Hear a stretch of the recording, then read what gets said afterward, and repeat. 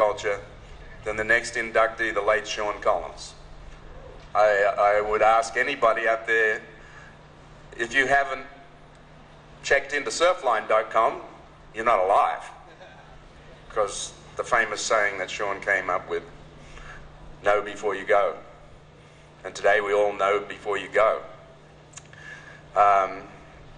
His widow, Darren, is sitting right over here with the two boys.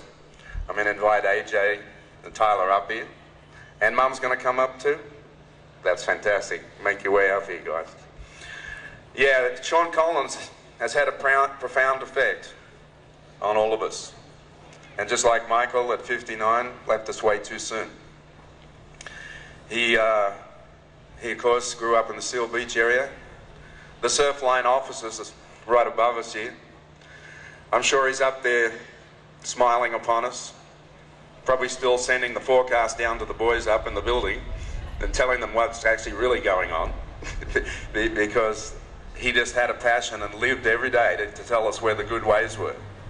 And with that, and since he started doing that, he has probably influenced so many aspects of our lives besides telling us when the waves are good. But many of the great photos you see today, many of the great surf movies you see today, they're all because of Sean Collins, because everyone calls him up to ask when the waves are coming. So why waste your film? You may as well know, right? And for that, we all owe Sean. And I don't know if Darren's going to say a few words, but I know Tyler is. I know they've been trying to put the bum up to it. But when we celebrated, there's a great photo in your program. If you look, we had probably the biggest paddle out we've ever had at Huntington Beach. But there's one memory that I will never forget. It's AJ and Tyler standing on the board with their hands in the air to celebrate their dad. I don't think any of us will ever forget that photo. It was on the front page of the LA Times. And I think Tyler's going to do the speaking today. So congratulations, you guys.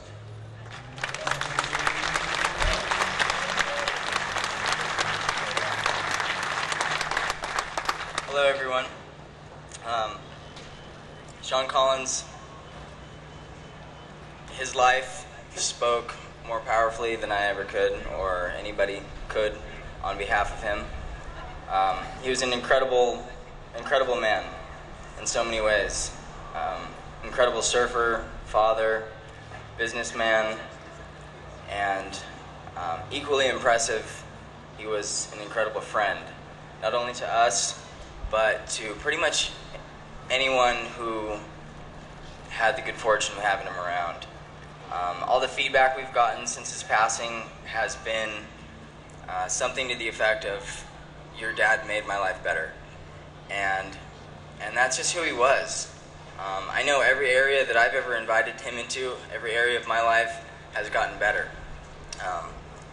And that's just who he was. You know, he had a powerful character, an amazing amount of humility, and he loved surfing. And he chased waves. You know, he chased waves his whole life. He chased what he loved. That was his passion. And I think all of us surfers, scoring good waves is a special thing. And we even get a little selfish about it sometimes. We find a good spot, or we want to be out there when nobody else is and kind of score by ourselves. And I know Sean got a lot of that in his younger years. And what's incredible is he dedicated his life to giving other people what he loved most. And to me, that's amazing. You know, I know he cherished surfing and getting good waves, and he followed his passion, and he dedicated his life to giving it to other people. And to me, that speaks pretty highly of him, and helps me a lot as a young man, I know. And I don't know, I'm incredibly grateful for him as a father and a friend, and what he's done for surfing is obviously incredible. And you know, honoring him here today is very, very much appreciated. I know he would be, he'd shy away from it. You know, any kind of fame or attention like that, he didn't want. You know, his walk was one of a man who knew how to live his life, and that's all. Thank you.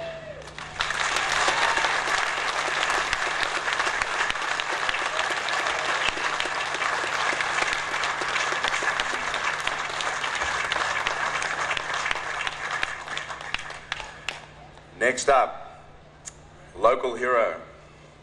Wow, there doesn't come any more local hero than the next inductee.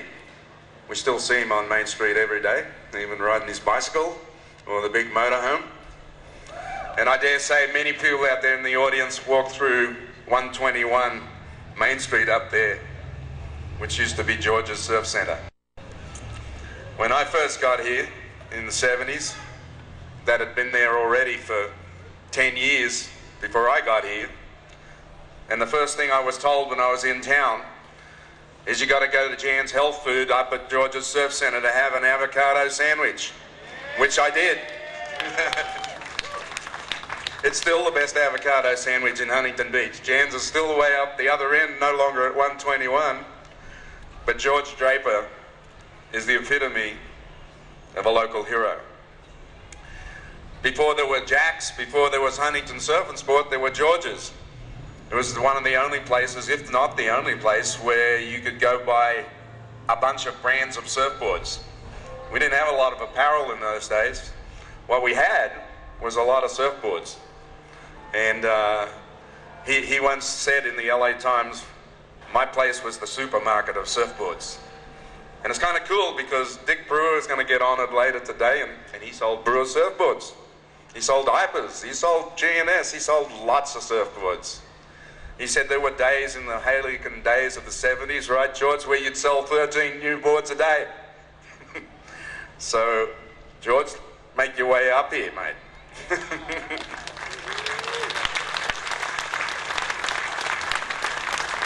I would gather also that if you went through 121, the door, if it wasn't to have an avocado sandwich, in those days it was to buy a board.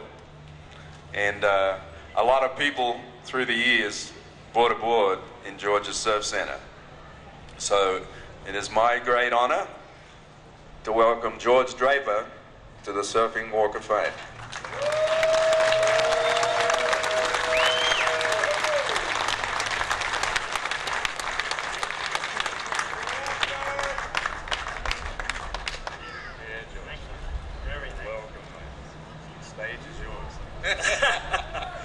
Well, anyway, here we are, all of us. Gosh, I started out in the surfing business with Clark Foam in 1963. I was blowing the blanks down there in the Laguna Canyon, and then we moved out to Crown Valley Parkway, where I used to deliver all the foam and blanks, and I worked for him for 4 years. I lost my driver's license because I was having too much fun with everybody. And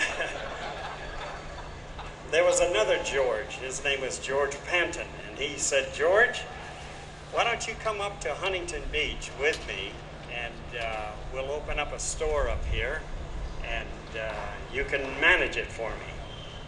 Well, that worked out real fine. Jesus. So anyway, George had a few other stores, and he was going down for the count because everybody was taking all the product and not paying for it. So he asked me, he said, George, you've been good to me. He said, I'll let you have this business, the business, mind you, not the building, for $1,000. So I said, thank you, George, very much. So I got the business, and I went on to run the business until 1993 when I retired. It's been a wonderful life. I love Huntington Beach, and God bless all of you. Thank you very much.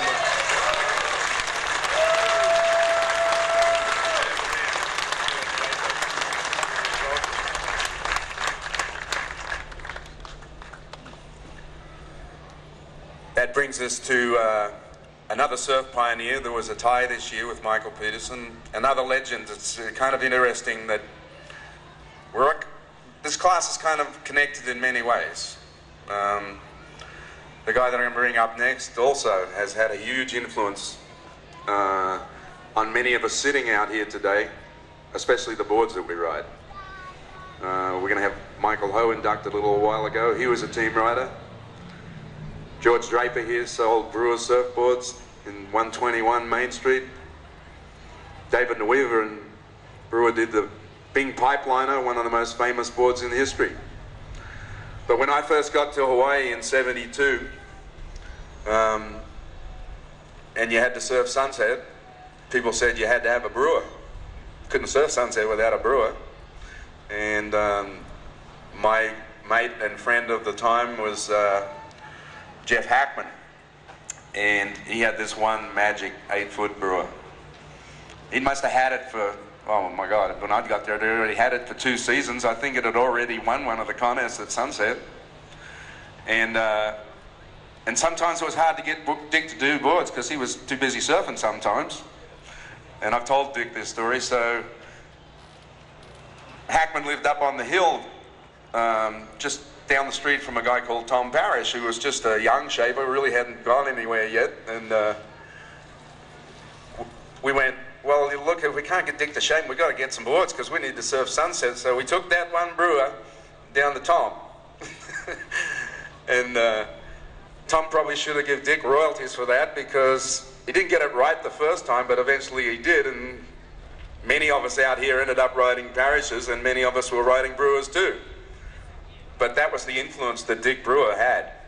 And one of the other things about those boards and the North Shore, which is somewhat different to today, in those early days of surfing in Hawaii and going in these early tournaments, you had to have the board. The board was 9'6" or bigger. And that board was there for when the day Fred Hemming said it's 30 foot of Waimea and you got to go. Which really doesn't exist today because there's only one tournament that counts at Pipeline, and you don't run 9'6" at Pipeline. But I would tell you that most of the boards in the rafters that would sit in the rafters waiting for that call were Brewer guns. And I know a lot of them are still in the rafters for those days. There's still beautiful single fins sitting in the rafters waiting for those days. It's my great honor to bring up one of the greatest craftsmen of all time, Dick Brewer.